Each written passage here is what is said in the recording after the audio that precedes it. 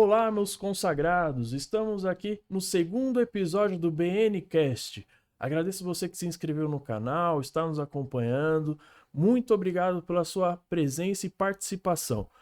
Hoje traremos o assunto pejotização. E para conversar sobre esse tema muito relevante que está na vida de cada cidadão brasileiro, temos aqui o prazer, a honra de receber novamente a Elaine, representando a Trivera, assessoria administrativa previdenciária, para tratar desse assunto, que é um assunto trabalhista, mas sempre envolve a questão da aposentadoria. E também temos a honra de receber o Dr. Eduardo Carvalho.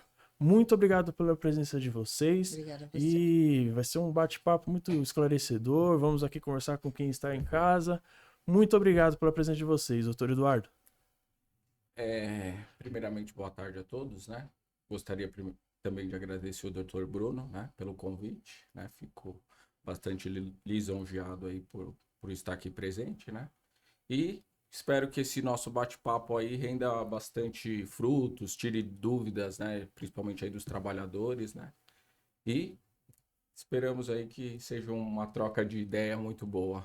É isso aí. Perfeito. Muito obrigado pela presença. É uma honra recebê-lo. Nosso parceiro comercial, que faz no escritório a parte trabalhista, hoje aqui tendo a oportunidade de conversar sobre esse tema da pejotização. Doutora Elaine já é conhecida do BNcast. Está Oi. aqui novamente abrilhantando o segundo episódio. Doutora Elaine, muito obrigado pela presença. Obrigada a você, doutor Bruno, essa oportunidade, né, de mostrar um pouquinho do INSS aqui, de acordo com a empresa, né, com a Trivera, e só tenho a agradecer, agradeço mesmo. Eu que agradeço. Bom, para começar, aqui nossos convidados, a gente teve a doutora Júlia Coutinho também, apresentou, agradeço a participação dela, brilhantou também aqui o primeiro episódio, ela que faz a área criminal, e eu aproveito sempre para perguntar para meus parceiros comerciais, a gente no dia a dia não consegue saber a origem do direito. Como o direito surgiu na vida do doutor? Como foi a escolha da área trabalhista? Para mim surgiu assim um pouco, eu caí de gaiato, vamos falar assim, né? O que acontece? Eu estudava à noite, né? Estava terminando o ensino médio, e um amigo meu tinha um irmão que era advogado. E ele sempre me contava os casos do irmão dele, e eu achava aquilo muito legal. Então eu falei, nossa, é uma área boa. E a gente era bastante amigo, ele falou, eu vou fazer direito, né?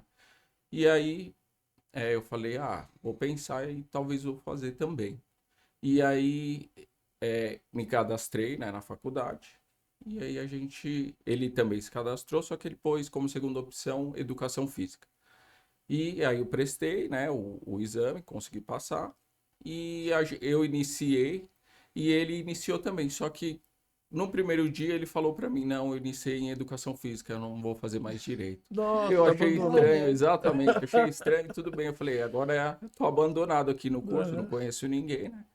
E acabei, né, gostando bastante aí desse primeiro ano, né? E né, o direito do trabalho para mim era meu dia a dia, né? Porque eu trabalhei muito tempo numa indústria química, né?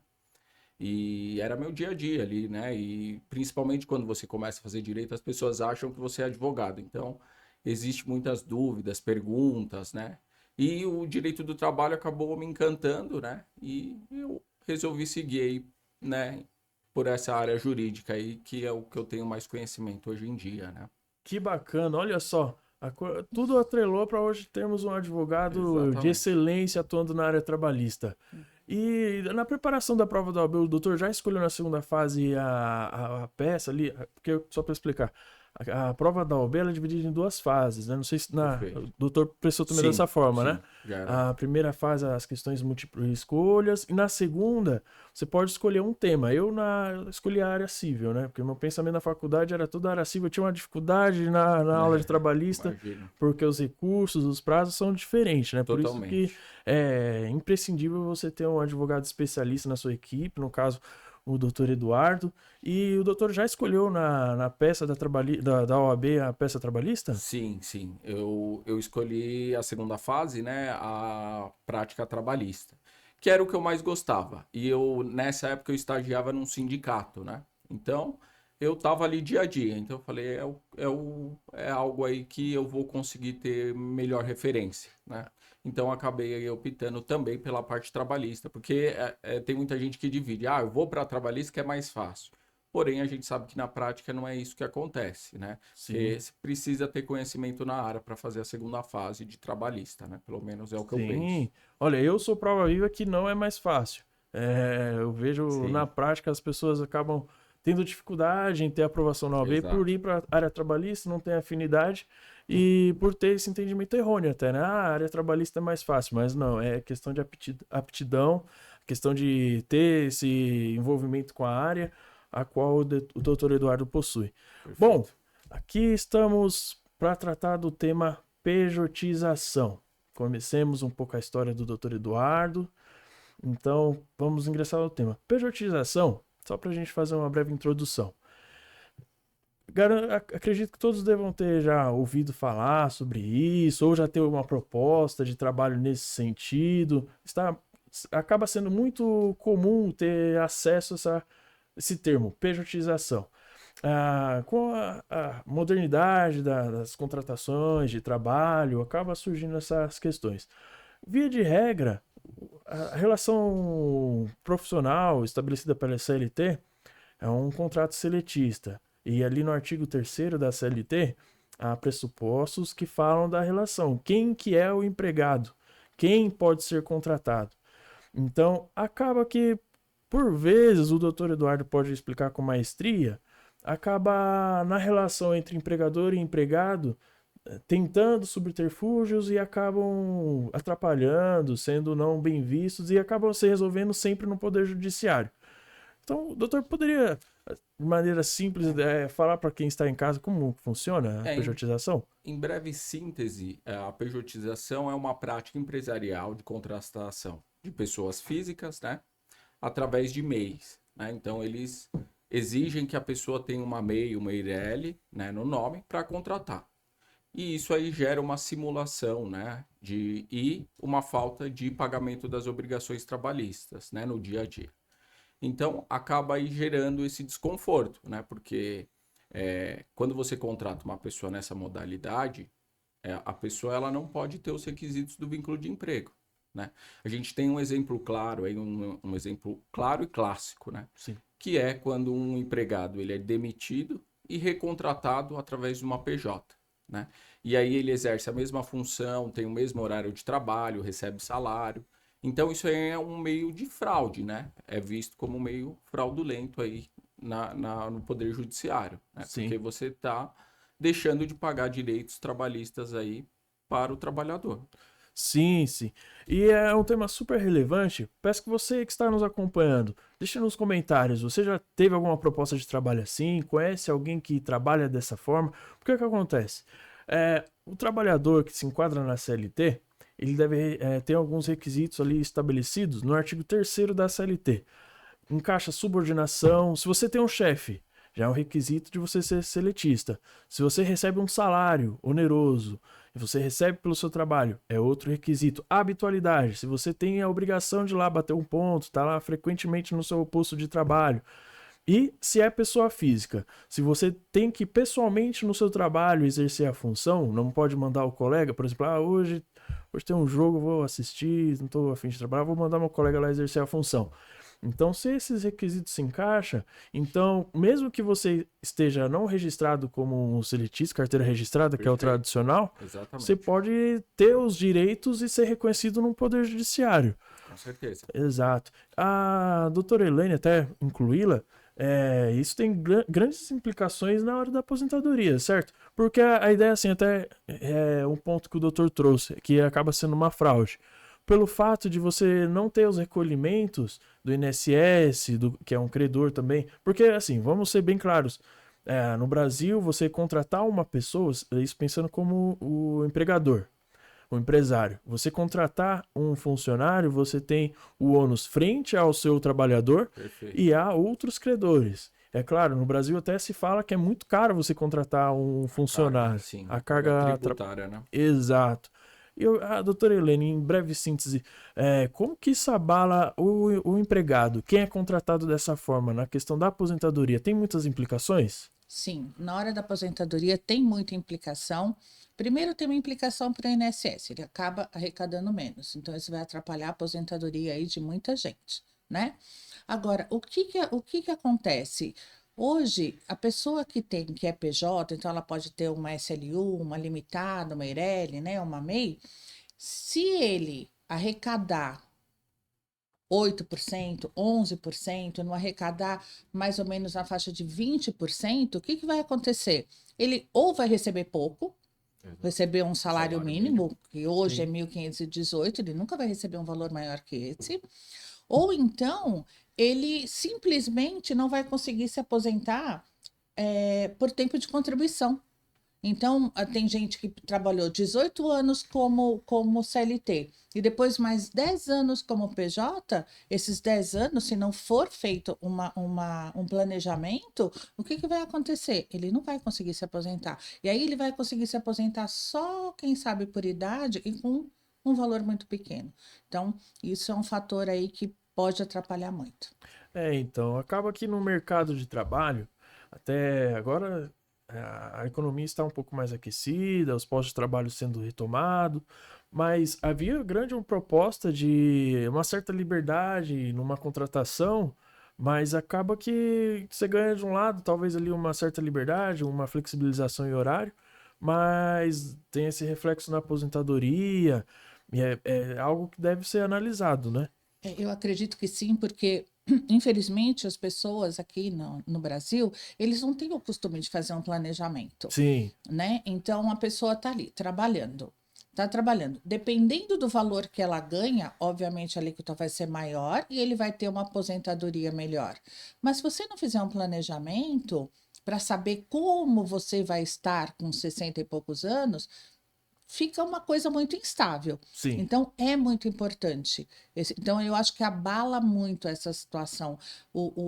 A pessoa que tem o PJ, ela não pode pagar, por exemplo, como PJ e como seletista. Não tem como, né? Não tem como você juntar. Ou é uma coisa ou é outra. Então, na hora que você vai trabalhar numa empresa como PJ, você tem que analisar isso, você tem que fazer as contas e saber como vai ser o seu futuro lá na Sim, frente. Fazendo um adendo no que a doutora falou, o trabalhador ele tem que entender que isso prejudica ele. Se ele está né, no dia a dia sendo um PJ sim, e não é, né? Seria uma simulação, isso aí está prejudicando ele na aposentadoria dele, né? Então vamos supor que ele ganha um salário na faixa de 4 mil, só que ele é um MEI, ele contribui com o mínimo. Ele não vai Exato. conseguir se aposentar com esse salário nunca, ele vai se aposentar com um salário mínimo, que é o mínimo da MEI lá, sim, que as Exatamente. pessoas pagam, né?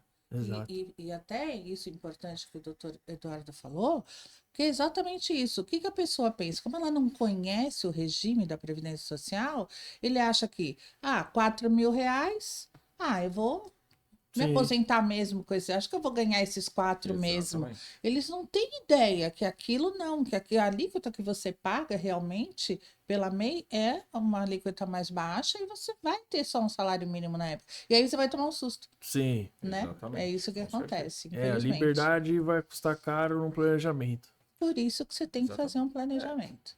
A gente sempre embasa aí na dignidade da pessoa humana, né? Certo. Sim, E também na valorização do trabalho humano, né? Sim, Então, o trabalhador tem que sempre pensar nesses dois princípios, né? sim.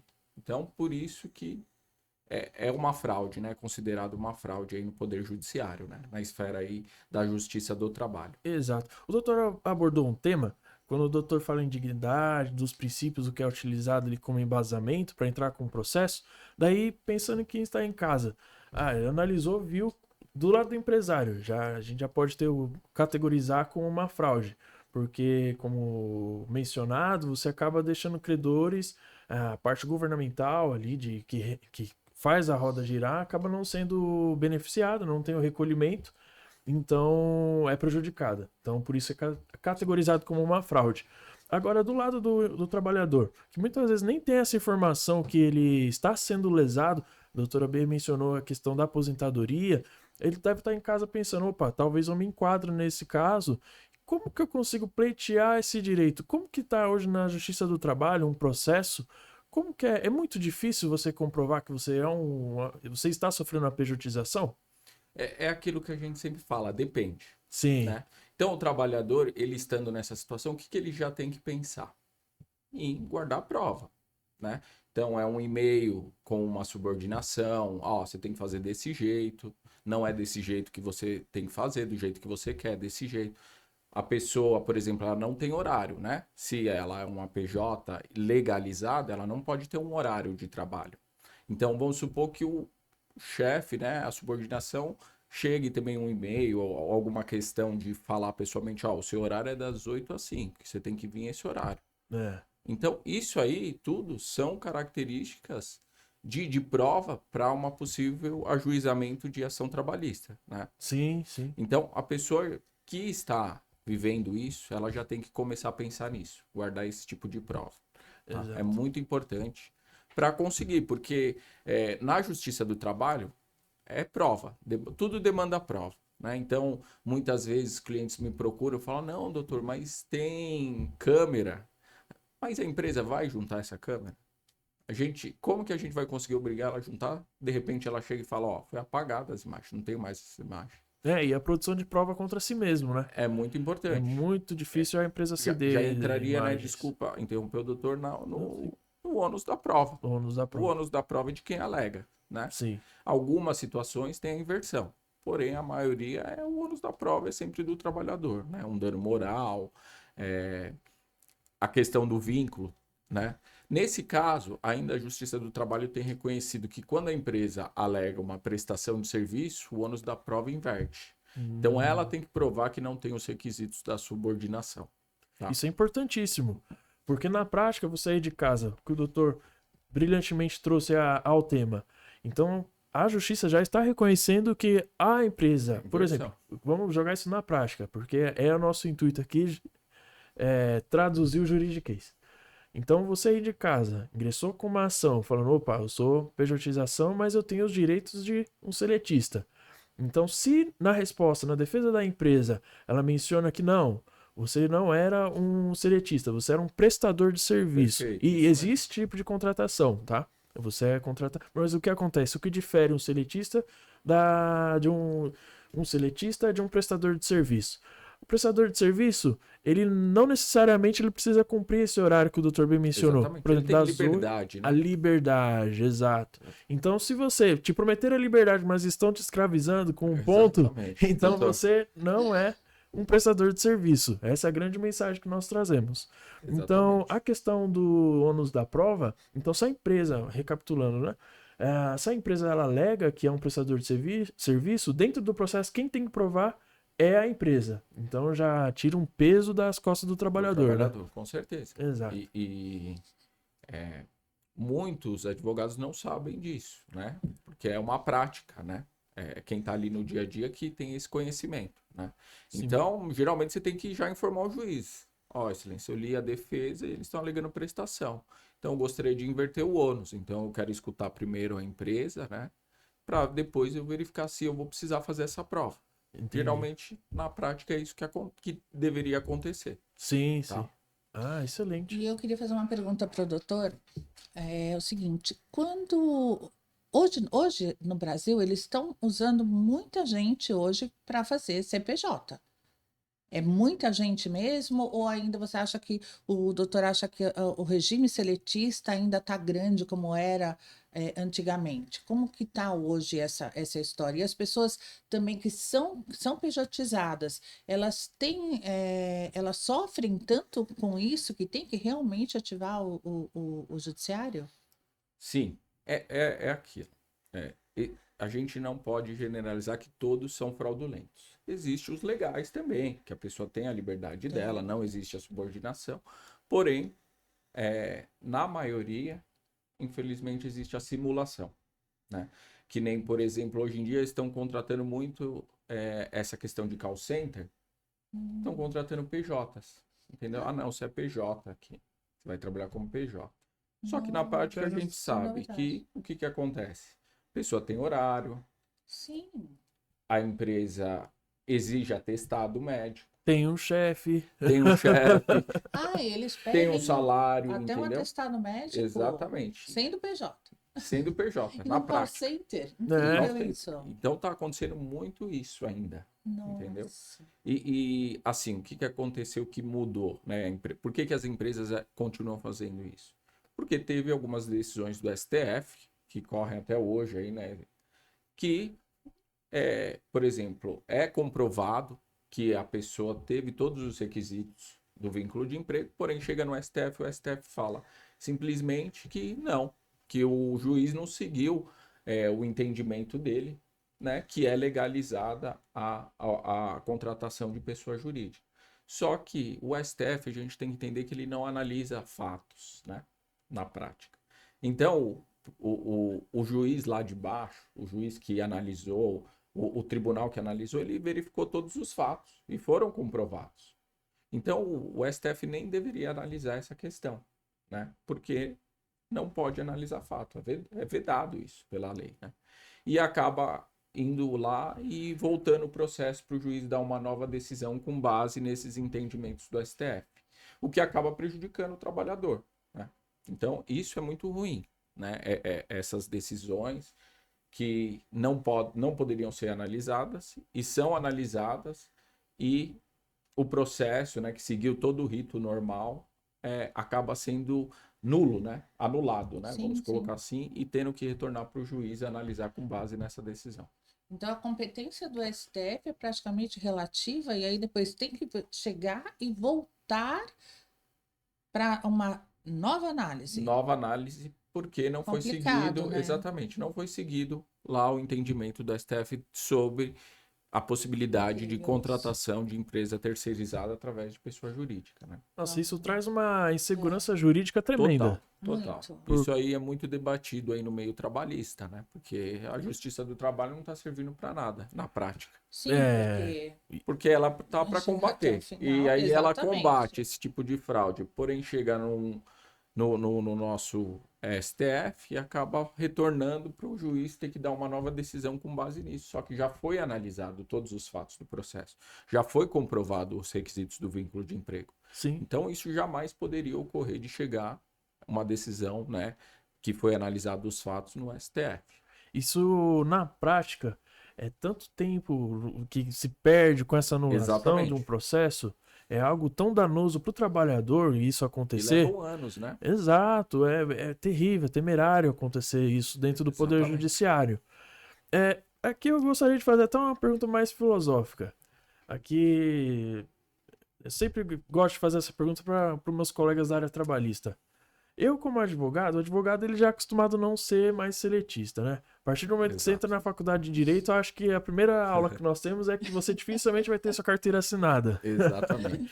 Exatamente. Até a própria OAB já instituiu a figura do associado em escritório, então já é algo que o advogado já tem em si que dificilmente vai ser registrado. Tem colegas, eu admiro os colegas dos escritórios que fazem registram a carteira e que nenhuma crise com isso. Mas o doutor, e a doutora Elaine também, qual a visão de vocês sobre a CLT? A CLT hoje ela consegue contemplar os novos empregos, teve a reforma trabalhista, também gerou muita insegurança jurídica. Sim. Qual a visão? Eu entendo que a nossa CLT ela é um pouco engessada. Eu acho que ela tinha que ter um pouco mais de liberdade nessa questão de contratação, né? É que assim, na prática, o trabalhador ele não tem direito de optar sobre um contrato de trabalho. Né? A gente sabe disso. Ah, não, eu queria fazer o horário tal. Não, ele tem que se regrar as regras da empresa, né? Sim. Então, ele Verdade. tem que cumprir aquele horário, né? Então, eu acho que deveria ter um pouco mais de flexibilidade nisso, né? Que nem está sendo muito discutido a jornada 6x1, né? Eu acredito que se reduzisse, seria melhor para todo mundo, né? Porque o trabalhador, ele quer ter aquele tempo com a sua família também. Ele não quer ficar ali 6 dias na semana, trabalhando 8 horas, Maçante, né? É totalmente maçante. Então, teria que ter um pouco dessa flexibilidade, né? Eu concordo. E isso essa questão pela CLT não ser flexível, acaba sendo atrativo para os convites da pejotização, com a promessa além de um ganho econômico, porque assim, muitos empresários contratam sem saber que se trata de uma fraude, por desconhecimento. Acontece, mas há quem faz com dolo, né? Sabendo o que está fazendo. Exatamente. Daí, por exemplo, se tem uma carga trabalhista tributária de um valor de 4 mil, daí você tira 2 ali, dá mais 2 no salário, o empregado fica feliz que não sou Todo mundo CLT, fica feliz. mas tem essas implicações, né? No futuro, como a doutora bem mencionou aqui, referente à aposentadoria. Mas eu fiz a pergunta da CLT. Qual a visão da Elaine referente? Eu acredito que a CLT, como o doutor disse, ela é engessada mesmo, né? Sim. Eu acho que deve haver algum meio, até que eu gostaria que o doutor falasse depois, sobre o que seria importante fazer para flexibilizar isso, né? Agora, quanto à minha ideia sobre a CLT, quanto à aposentadoria, de uma certa forma, é boa, porque dá uma segurança, Sim, né, com para sua certeza. aposentadoria, desde que você, vou entrar de novo na historinha do planejamento, né, desde que você se planeje. Agora, gostaria até que o doutor Sim, falasse claro. um pouquinho sobre É, essa flexibilidade. a CLT em si, ela é uma garantia do trabalhador, né? Ela é mais garantida, assim, para o trabalhador. Porém, existe essa questão. Tudo tem que ser seguido ali pela CLT. O que eu acho que deveria ter, por exemplo, um acordo de vontades entre as partes, que elas poderiam modificar, por exemplo, algum artigo ali, ó. Você tem que trabalhar 8 horas, porém eu posso fazer essas 8 horas, 44, vamos supor que o trabalhador ele tem as 44 horas semanais. Sim. Porém, eu posso fazer essas 44 horas em um horário que é flexível para mim. Sim. Por exemplo, um dia eu vou trabalhar de manhã, outro dia eu vou trabalhar à noite. Então, poderia ter essa flexibilidade, né? Sim. E assim, eu acho que se amoldar o horário de cada um, né? É claro que a gente vai depender da área de trabalho, com certeza, né? Um comerciante não tem como ter essa flexibilidade. Mas, por exemplo, uma pessoa que trabalha no TI, uma pessoa que não é a linha de frente da empresa, né? Então, Exato. essa flexibilidade eu acho que ajudaria ambas as partes, né? Sim. E uma pergunta, o doutor acha que os legisladores poderiam fazer essa mudança ou essa inclusão na lei para dar essa flexibilidade? Porque hoje a gente vê que depois, pós-pandemia, teve muita gente home office, né? É. Então teve muita gente, e tem empresas que fecharam, né, aqueles Sim. prédios tal, para todo mundo trabalhar home Exatamente. office. Isso foi maravilhoso. E agora parece que está voltando um pouquinho mais, que as pessoas estão querendo mais que fique no escritório, outras não e tal. O que os legisladores podem fazer? Eles podem melhorar? Eles podem mudar isso? Eu acredito que sim. É assim, a gente tem que pensar que tem que mudar a cultura. Sim. Hoje em dia não precisa mais do trabalhador ir lá, bater aquele ponto, cumprir aquela carga horária. Às vezes ele não vai produzir o tanto que ele poderia produzir num home office, Sim, né? sim. Então, a gente tem que ter essa mudança de cultura na justiça do trabalho, não, né? Desculpa. Tem que ter essa mudança de cultura para o trabalhador e para a empresa, Sim. né? Que ambos vão ser beneficiados, não é só um lado nem o outro, ambos. Então, a gente tem que pensar dessa forma, não é nem questão de legislação, né? Sim. Mas sim de mudança de cultura, de ambos os lados. Importante Até isso, porque né? a legislação, em tese, o direito, ele vem regular um hábito da sociedade. Então, se tiver Sim. essa mudança da cultura entre empregado e empregador, automaticamente, é claro que não é tão automático pelo processo legislativo que nós temos de produção de normas. Infelizmente. Mas acaba que o direito, pela sua obrigação, ele vem respaldar o que vem acontecendo na prática, né? Exatamente. Mas É a muito prática. bem colocado essa Exatamente. coisa Eu acho que cultural, né? A Sim, gente sim. o pensar por home esse office, a lado. pandemia, apesar de ser algo triste, ela reinventou muitas Sim, áreas, né? sim, Então, hoje em sim. dia, o home office, o trabalho à distância, né? Sim. Então, acabou aí ajudando, né, o trabalhador. Porque, né, hoje em dia a gente vê muita gente mudando para o interior. Por que está acontecendo Nossa, isso? é Por causa do home verdade. office. A empresa não precisa mais do trabalhador lá dentro. E a qualidade de A vida deve ter qualidade de vida mudado, né, mudou, doutor? exatamente. Nossa, Você muito. troca a Avenida Paulista por uma chácara no interior. No interior, Com mais exatamente. espaço, Conheço com... Foge pessoas do assim. trânsito, Ah, né? sim. Sim, Poluição aqui de São Paulo, a gente sabe sim, que não é sim. fácil, né? Com certeza. Então, eu acho que acabou ajudando bastante nesse sentido, né? Sim, De flexibilizar mais, né? A CLT, né? exato. Então, acabou sendo muito bom aí para o trabalhador. Sim. Bom, a minha visão da referente à CLT é muito próxima do doutor.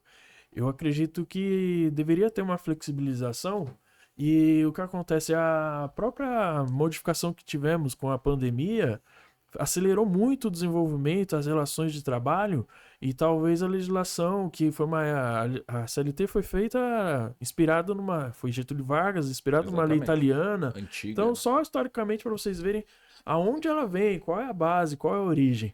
Então, é difícil o legislador daquela época prever o que 2025 seria a relação de trabalho, né? Mas ao mesmo tempo, eu penso, tenho um entendimento, acredito que seja de comum, né? Que precisa ter algo basilar que proteja o trabalhador. Sim. Porque a exploração da mão de obra, Exatamente. se deixar livre, o trabalhador muitas vezes não tem poder de negociação junto ao empregado, né? O empregador, perdão. Então é algo que deve ser debatido e verificado, mas a CLT talvez precise ser repensada. É que eu vejo a CLT para o trabalhador hoje em dia pelo lado previdenciário, né? Não Sim. pelo lado trabalhista. E eu vejo o seguinte, a pessoa que hoje trabalha, então tá lá, ele está com a carteira de trabalho, ganhando 2 salários mínimos, ok? Então, o que que vai acontecer ali? Ele tem os respaldos da Previdência Social. Então, ele tem o auxílio-doença, ele tem a aposentadoria que pode ver, e ele tem o auxílio-doença. Então, é o que eu sempre falo, a Previdência Social ela não deixa de ser uma seguradora. Porque bom seria se hoje um trabalhador ele fosse uma CLT menos engessada, né? Exatamente. Mas que ele tivesse, o salário fosse um salário bom, digno de se viver, como está na Constituição, né? Sim. O que a gente deveria, quais são os nossos direitos dentro da Constituição, que não são seguidos, né? Infelizmente, né? Então, ele poderia fazer uma previdência social quando jovem, uma previdência privada quando jovem, e aí ele vai ter dinheiro para pagar, porque se você não precisa da previdência, o que que você vai fazer? Uma previdência privada, vai ter um seguro-saúde. Sim. Então você não vai depender da previdência social. E hoje as pessoas aqui no país, a maioria, né, percentual alto, depende da previdência social. E aí, quando você ainda vai pedir algum tipo de auxílio, ainda nós temos uma dificuldade, né? Que é indeferido, então que a gente tem que trabalhar e tal. Então, assim, a CLT salva as pessoas, né? De algumas pessoas, alguma classe de pessoas que tem alguns benefícios aí do INSS que não passa de uma seguradora. Mas poderia ser diferente, poderia ser muito melhor, sem dúvida nenhuma. A gente tem que pensar que a CLT ela nunca pode deixar de existir, porque ela tem o regramento, né, entre o empregado e o empregador, né? E ali está tudo, né? Tudo. Se você vê ali hora extra, tá tudo registrado ali nos artigos, né? Então, para o trabalhador, claro que é bom, e para a empresa também, porque para a empresa é só seguir o que está ali na CLT. Então, simples, Né? Sim, exato. Exatamente. Só seguir. Gente, vamos lá aprender com o doutor Eduardo, é isso mesmo. É só seguir Empresa, é só seguir. Faz o certo, Faz o que certo, não vai ter exatamente. problema, né? Eu tenho aí 13 anos de atuação. Assim, o trabalhador ele só chega para um advogado trabalhista quando a empresa, falando assim vulgarmente, dá mancada com ele. Sim. E que é comum. O que é comum, exatamente. Sim. Não valoriza o trabalho, entendeu? Às vezes o trabalhador ele passa a maior parte do tempo no trabalho do que com a família. Né? A gente tem que pensar nisso. E o que acontece? O empregador, né, dá diversas bancadas, não valoriza aquele trabalho, não dá um plus salarial para o trabalhador. Tem trabalhador que trabalha milhares de anos na empresa, né? Vamos colocar aí, tem o que eu poderia colocar? Trabalha aí 10 anos na empresa. Não tem uma gratificação. Não tem uma gratificação. Incentivo, exatamente. Né? É a mesma coisa que trabalhou um mês. Posso estar errado, mas acredito eu que a própria CLT, ela do lado do trabalhador, ela engessa por conta das obrigações, mas do empregador também, ele fica muito preso ali o que está determinado em lei. Ele não tem como, talvez ele dá uma gratificação para um, daí obrigatoriamente ele tem que dar para outro. Exatamente. Né? Então acaba ficar restrito a atuação, né? Exato. A gratificação em si ela é individual. Sim. Né? Porém, existe na prática. Deu para ele porque ele não vai dar para mim. Equiparação. Exato, exatamente. Porém, é individual, né? Eu acho que dentro de uma empresa, as pessoas crescem pelo seu trabalho, não Sim. pelo trabalho do outro, né? Então, uma pessoa que chega a ser gerente é pelo trabalho dela, e não por... Claro que tem equipe, essas questões, mas para ela chegar ali foi o esforço maior dela, né? Sim. A gente tem que pensar nisso. Perfeito. E o doutor tem, acho que, vários casos, né, interessantes, de repente, para Tem alguns abrir casos, algum que fica dentro, né, da pejotização. Tem um caso que me marcou muito sobre pejotização. Eu não vou falar o nome aqui da rede, era uma rede de supermercados, né?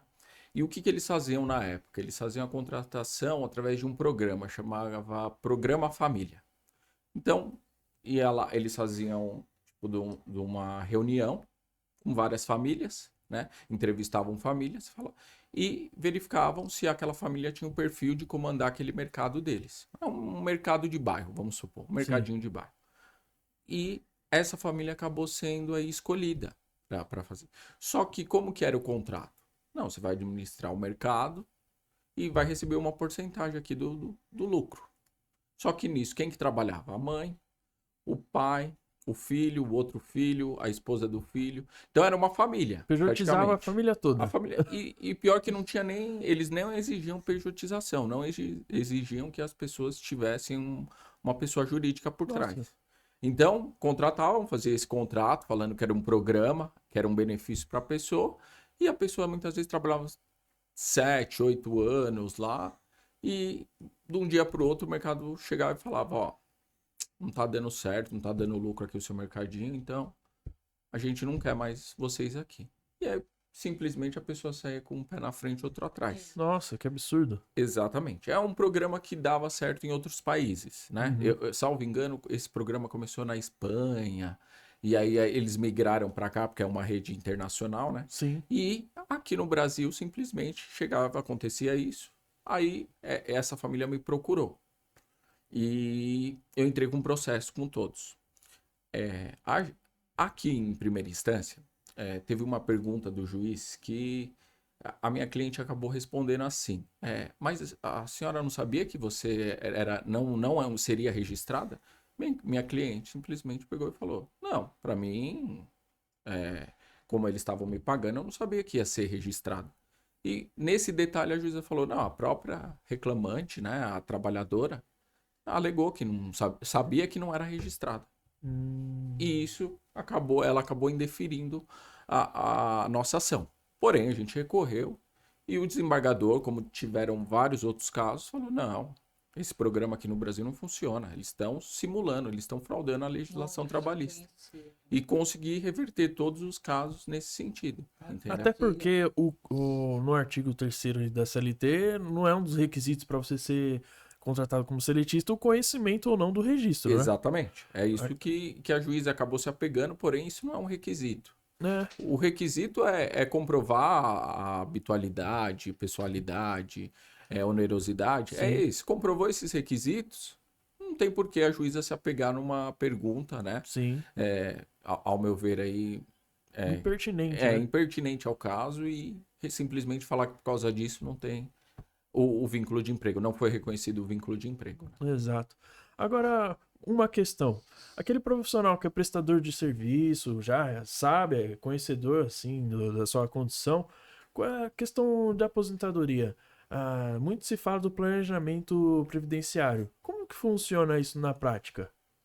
Bom, é assim, você tá falando o doutor está falando de uma pessoa que seja PJ. Isso. Tá.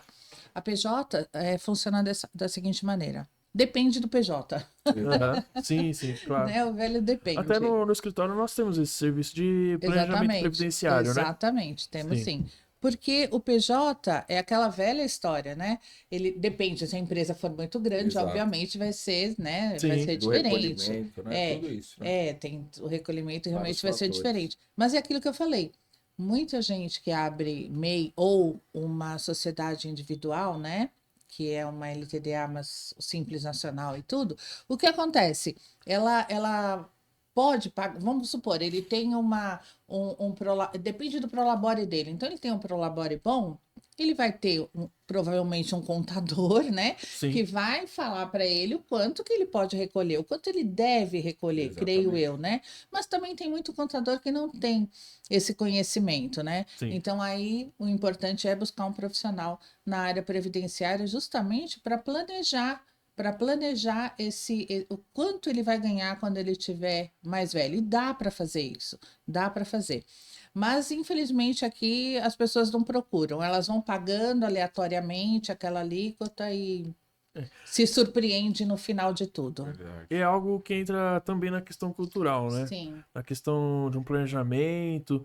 Então, é porque tu tem que atrelar o conhecimento, saber o que está ocorrendo, sua situação Exato. jurídica, e ali planejar e ter ajuda de profissionais que possam colaborar para não ter a surpresa, né? A surpresa muitas vezes é É desagradável, né? desagradável, porque aí quando chega naquele tempo, faltando 2, 3 anos, eles vêm procurar e falam: e agora? Você não fiz, e agora? Dá para fazer?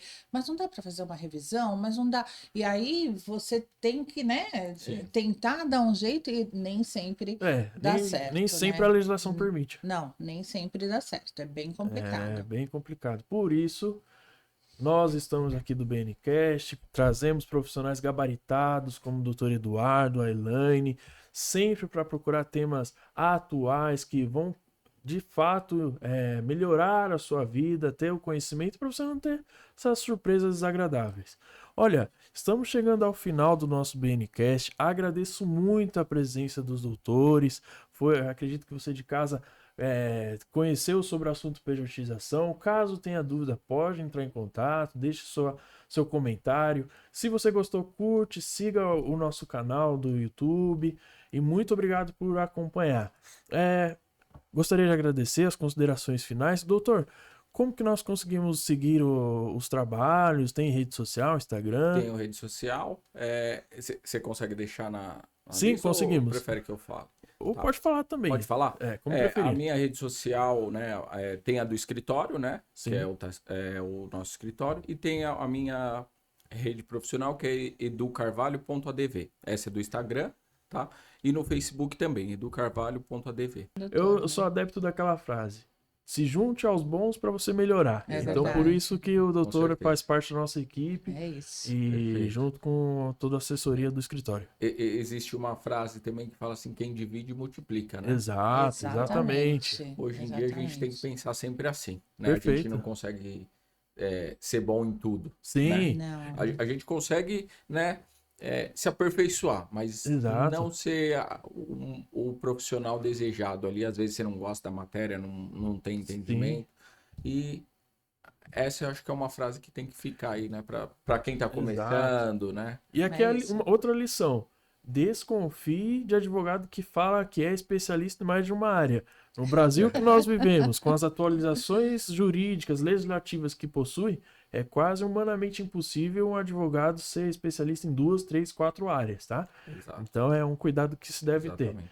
Por isso que faz todo sentido nós termos esses parceiros como o Dr. Eduardo, como a Elaine, para nos assessorar você aí que nos procura para resolver o seu problema, o seu dilema, e ser resolvido com pessoas de fato que estão atuando na área e são especialistas. Bom, Eu vou agradecer então, doutor. Muito obrigado pelo convite, a oportunidade, tá? Espero que vocês gostem aí eu passei um pouco do meu conhecimento aí na esfera trabalhista, tá? Mas é meu dia a dia, né? Todo dia eu vejo o direito do trabalho no escritório, né? E agradecer também a doutora Elaine, né? Doutor. E seguimos aí. Quem quiser me seguir, por favor, né? E lá tem sempre um conteúdo aí referente ao direito do trabalho, outras matérias também que são interessantes aí para o dia a dia, né? E obrigado, doutor. eu que agradeço, muito obrigado. Contribuiu demais com o nosso assunto do dia, pejotização.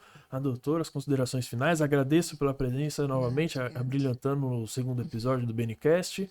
Obrigada pelo convite. Obrigada, né, doutor Eduardo, né, brilhantemente, né, gente? Que maravilha, né, de Sim. conversa, adorei.